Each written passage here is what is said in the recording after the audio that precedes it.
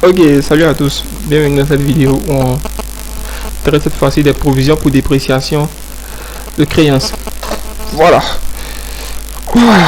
Il est 17h50, il sera bientôt 18h, dans peu de temps on va couper le carême. Je suis heureux. Je suis heureux. Ok, donc ici on a l'état des créances douteuses de la SA Zidane au 31 décembre de l'année N. On a là le nom des clients douteux, leur créance, mais en haute taxe, on a ici les provisions antérieures constituées sur la base des créances, on a les règlements en année N et on a là l'observation. Les observations nous permettent de dire si oui ou non il y a provision. C'est aussi simple que cela. Donc on a nos observations qui sont là et en dehors du tableau, on a deux clients, Moumouni et Dogoutiri. On nous dit ici que Moumouni, dont la créance s'élève à 3 200 000 TTC en année N, nous informe qu'il pourrait régler la moitié de sa créance. Ok, Dogoutiri, lui, il nous doit 2 500 000 TTC et il a disparu de la circulation. Seigneur. Ok, donc vous pourrez partir de l'écriture de régulation au 31 décembre de l'année N. On commence à traiter l'exercice. Il n'est pas si facile que ça d'ailleurs. Alors, pour m'encourager, je vais vous demander de mettre une pause à la vidéo. Ok, vous mettez la pause et vous appuyez sur la cloche de notification pour vous abonner à la chaîne et vous likez la vidéo parce que je suis sûr que ça vous plaît. C'est fait. Je peux continuer. Ok, on continue. On a ici le nom des clients douteux qu'on a reporté directement. C'est-à-dire Georges, Dimitri, Grégoire, Dagobert, Pamphile. Mais on voit ici Moumouni qui apparaît dans la liste des clients douteux. Pourquoi? Parce que Moumouni au départ, on a dit que Moumouni c'était un client normal. Voilà. Il était un client normal jusqu'à ce qu'il nous informe que ou qu'il ne pourrait régler que la moitié de sa créance. Il y a problème. Toi tu dois 3 200 000 et puis tu dis que toi tu penses que tu peux régler seulement que la moitié de ta créance. Bon, et l'autre moitié on fait comment? Donc naturellement on va supposer que sur l'autre moitié il peut y avoir une perte. Donc sur cette déduction là, la perte supposée ici sera une perte probable. Voilà. Donc dans ce cas là, il y a nécessité de constituer une provision. Donc pour ceux qui ont appris le cours, ils savent que c'est la base même de la provision. La provision est faite lorsqu'il y a une perte probable. Je reprends. Moumouni dit que lui pense que lui peut régler seulement la moitié de ce qu'il doit. Ok, mais l'autre moitié on fait comment? Donc nous en tant que comptable, on applique un principe de prudence. On se dit ici que si Moumouni dit qu'il va régler seulement la moitié, ou il pense qu'il peut régler seulement la moitié, l'autre moitié va où? Il y a problème. Donc c'est mieux, on s'assoit et on va constituer une provision sur la partie qu'on pense qu'il va pas régler. Voilà. Ok, donc du moment où on fait une provision, ou on constitue une provision sur un client, automatiquement ce client là devient douteux. Raison pour laquelle il est inscrit dans le tableau des clients douteux. C'est aussi simple que cela. Ok, je pense qu'on a fini avec les noms des clients qui doivent apparaître dans le tableau. On passe maintenant à leur créance. Là, on nous a donné une créance hors taxe, mais nous on utilise toujours la créance TTC. Pourquoi? Coût de facture. Quand vous faites une opération avec un client, le montant que ce dernier là doit vous régler, c'est le montant net à payer. Voilà, c'est le montant net à payer. Donc, ce que vous devez savoir, c'est que le net à payer est constitué de la TVA. En partie, bien sûr. Dans le net à payer, il y a la TVA. Donc, quand un montant contient la TVA, on dit que ce montant-là est TTC. D'où le fait que chaque client doit régler un montant TTC. Donc, le montant que le client doit, qui est appelé la créance, doit être TTC. Ok. Je pense que c'est bon là. On vient maintenant au règlement. Georges, il a réglé en cours d'année 450 000 Dimitri, il a réglé 1 400 000. Grégoire, il n'a rien réglé. Dagobert, il a réglé 450 000. Ok, et Pamphile, il arrive 60 000. Donc voici les règlements qui sont affichés ici. Maintenant, Moumouni encore. Sacré Moumouni. Moumouni, pourquoi on ne met rien dans la case des règlements? Ok, vous allez remarquer ici que Moumouni a dit qu'il pourrait régler. Mais est-ce qu'il a réglé? Non, il n'a pas encore réglé. Donc, s'il n'a pas encore réglé, lui parle au conditionnel. Oh non, au présent. Donc, s'il n'a pas encore réglé, on ne peut pas se permettre de mettre un montant dans la case règlement. Raison pour laquelle ici, on laisse cette case-là vide. Voilà, donc c'est aussi simple que ça. Les soldes. Les soldes sont, c'est disons la différence entre la créance TTC et les règlements. Donc, quand tu règles une partie de ce que tu dois, ce qui reste c'est le solde. Ça, vous le savez déjà. Donc, pour tous les clients, vous faites la différence entre créance TTC et règlement, créance TTC et règlement. Là où il n'y a rien, c'est que le règlement est 0. Donc, c'est le montant de la créance TTC qu'on reporte. Ok, on passe maintenant aux provisions en N-1, c'est-à-dire les provisions antérieures. Bon, là, il n'y a pas grand-chose. Ils avaient déjà construit les provisions antérieures. Nous, on n'a fait que reporter sur notre feuille. Le plus difficile, les provisions nécessaires. Qu'est-ce qu'on sait? On a dit que les provisions nécessaires sont constituées grâce aux observations dans les colonnes ici. Là, pour le client Georges, quelle observation ils ont laissé? On dit perte probable de 80%. Ok, donc on nous dit on pense perdre 80%. Donc, si il y a une perte probable, alors il y a nécessité de créer une provision.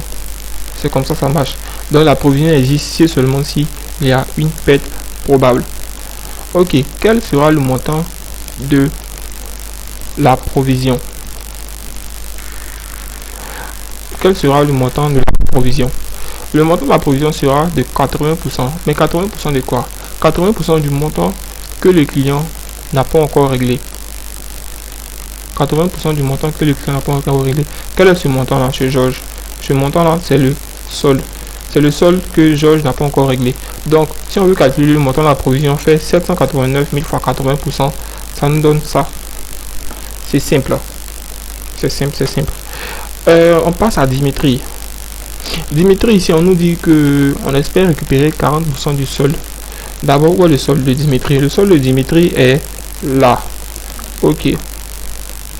Le solde s'élève à 1 550 000. 1 550 000. On nous dit qu'on espère récupérer. Or, nous, ici, pour faire une provision, on se focalise sur la partie qu'on pense perdre. C'est-à-dire la perte probable. Donc, si on espère récupérer 40% d'un jet d'une somme d'argent, alors on pense perdre 60% de cette somme-là. Voilà. Donc, la provision ici sera 60% du solde.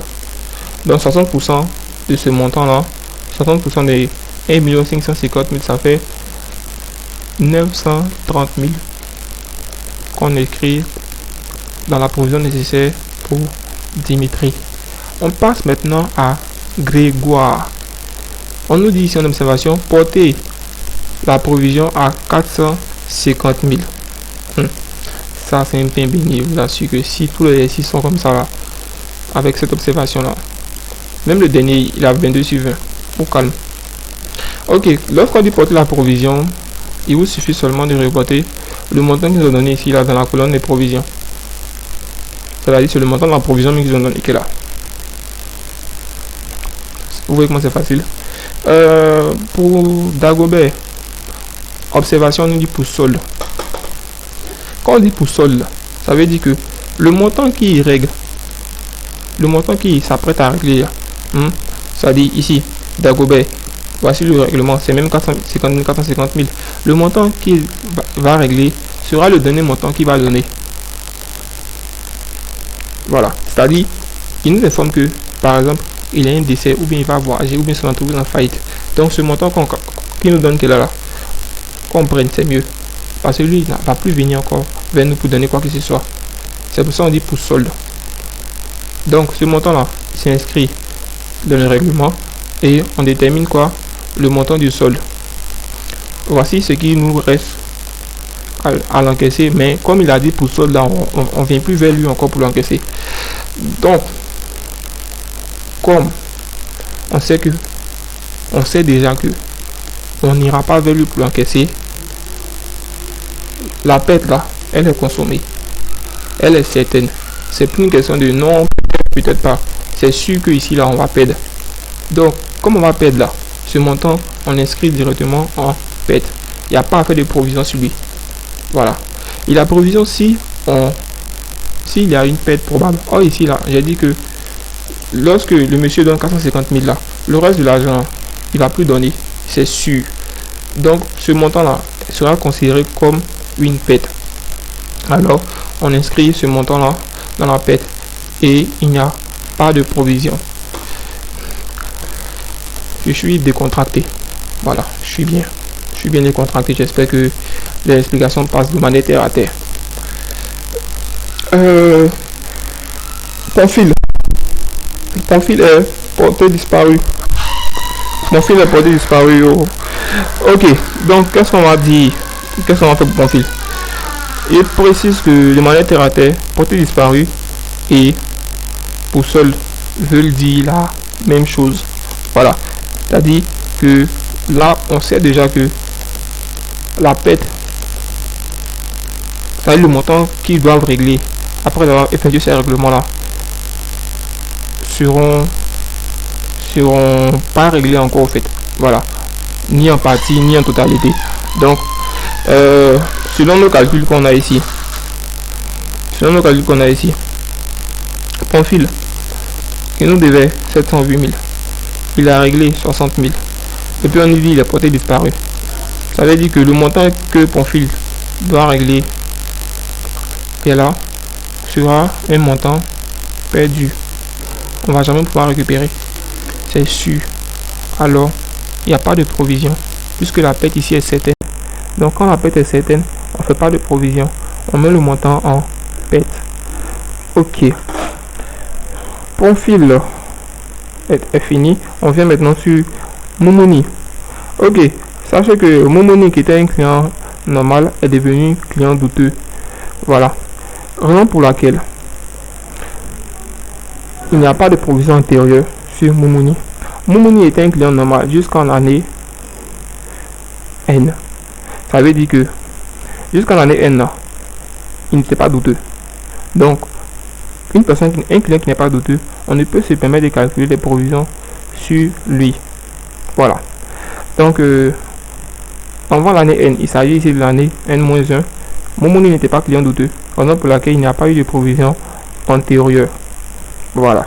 L'année où Momoni est devenu douteux, c'est en année N. Donc, sa provision va exister dans la provision nécessaire. Ok. Donc, on a dit que Momoni pourrait régler la moitié de sa créance. Ok. Donc, on espère qu'il va régler la moitié de sa créance. Du même coup, on espère ou on pense qu'il ne va pas régler l'autre moitié de sa créance. Donc, c'est sur l'autre moitié là qu'on va constituer la provision, puisque l'autre moitié est un montant qu'on espère ne pas récupérer ou bien qu'on espère perdre. Voilà, c'est aussi simple que cela. Alors, l'autre moitié s'élève à combien? 1 600 000. Voilà, c'est-à-dire la moitié de 3 200 000, c'est 1 600 000. Donc, on va porter une provision sur la totalité de l'argent qu'on espère perdre chez Momoni. Donc ici, la provision s'élève à 1 600 000. Ok, on a fini avec la colonne de provision. Pour déterminer l'ajustement, on compare la provision antérieure et la provision nécessaire.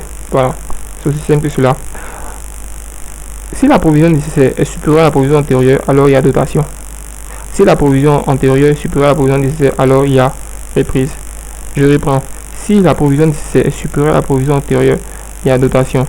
Si la provision antérieure supérieure à la provision nécessaire, il y a reprise. Ok, maintenant comment déterminer le montant? Vous faites la différence à chaque fois. Ici, la provision nécessaire supérieure à la provision antérieure, donc la dotation. Mais le montant qui sera effectué ici, qui sera mis ici plutôt, c'est la différence entre les deux. Là encore, provision nécessaire supérieure à la provision antérieure, donc il y a dotation, mais le montant sera la différence des deux. Là aussi pareil, mais là on se rend compte que il n'y a pas de provision nécessaire, donc la provision antérieure est supérieure à la provision nécessaire, alors on va en reprise. Ici c'est pareil, en dernière position chez Momoni, il n'y a pas eu de provision antérieure, donc la provision nécessaire est supérieure, donc la dotation. Ok, remarquez que tous les clients sur lesquels on ne va pas calculer les provisions nécessaires auront plutôt des pertes. Voilà, tous les clients sur lesquels on ne va pas calculer les provisions nécessaires auront des pertes à leur actif. On termine avec Dougutigi. On dit Dougutigi est porté disparu. Et Dougutigi, pourquoi tu nous as fait ça? Dougutigi est porté disparu. Dougutigi devait combien? 2 500 000 TTC. On nous dit il est porté disparu. Dougutigi était un client normal, donc on n'a pas pu faire de provisions antérieures en N-1. Dougutigi ne s'est pas déclaré pour dire que non, on va calculer une provision sur lui. Dougutigi disparaît. Donc simplement on va inscrire le montant que Dougutigi doit là. On met ça en pète. Et puis c'est tout. Et puis c'est tout. Là, vous m'excusez ici. Ça c'est un petit détail que vous aurez compris bien sûr. Donc on va effacer. C'est pas moi, c'est le clavier. Ok. Sur ce, j'ai été ravi d'être en votre compagnie. N'oubliez pas de vous abonner à la chaîne pour plus de vidéos relatives à la comptabilité. Et merci. Partagez aussi la vidéo si elle vous a plu. Vous pouvez l'enregistrer dans votre téléphone, on sait jamais. Bye.